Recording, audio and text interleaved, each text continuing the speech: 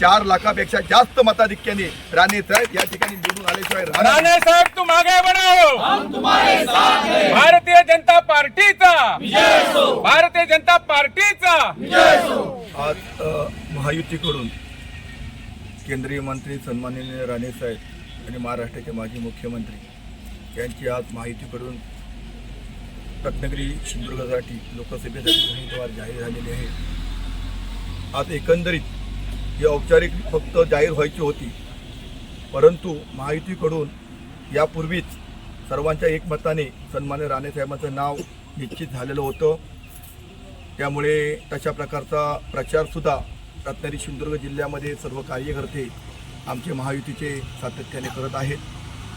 आज उमेदवारी जाहीर झाल्यामुळे अतिशय या रत्नागिरी सिंधुदुर्गामध्ये एक आनंदाचा एक उत्सव, कार्यकर्त्यांमध्ये एक चैतन्य निर्माण झालेलं आहे। राणे साहेब खऱ्या अर्थाने 90मध्ये या सिंधुदुर्गामध्ये आले।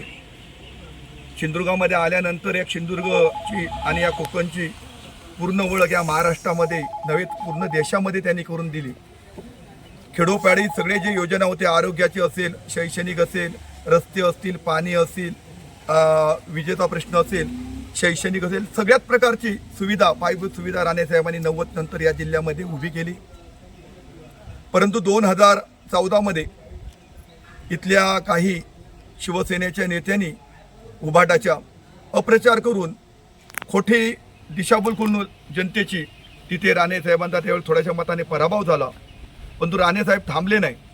त्यानंतर 2014 नंतर पुन्हा सिंधुदुर्ग जिल्ह्यामध्ये राणे साहेबांनी एक हाती सत्ता मिळवली। जिल्हा परिषद असो, जिल्हा बँक असो, सहकार संस्था असतील, ग्रामपंचायती असतील, जवळजवळ 80 ते 90% सत्ता राणे साहेबांनी पुन्हा मिळवली आणि त्यानंतर ते भाजपमध्ये दाखल झाले आणि त्यांच्या कार्याची पोचपावती म्हणून सन्माननीय आमच्या देशाचे लोकप्रिय पंतप्रधान नरेंद्र मोदी यांनी त्यांना राज्यसभेवरती तिकीट देऊन त्यांना केंद्रीय मंत्री म्हणून ते स्थान निर्माण करून दिलं।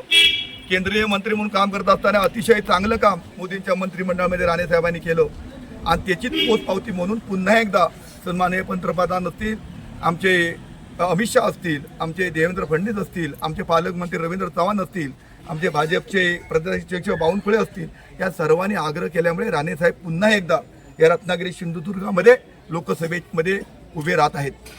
आम्ही सर्वच कार्यकर्ते जोमाने काम करून 3.5 लाख मताधिक्याने या रत्नागिरी सिंधुदुर्गामध्ये राणे साहेब निवडून आल्याशिवाय राहणार नाही। राणे साहेबांच्या समोरचे जे उमेदवार आहेत विनायक राऊत यांनी 10 वर्ष काय केलं?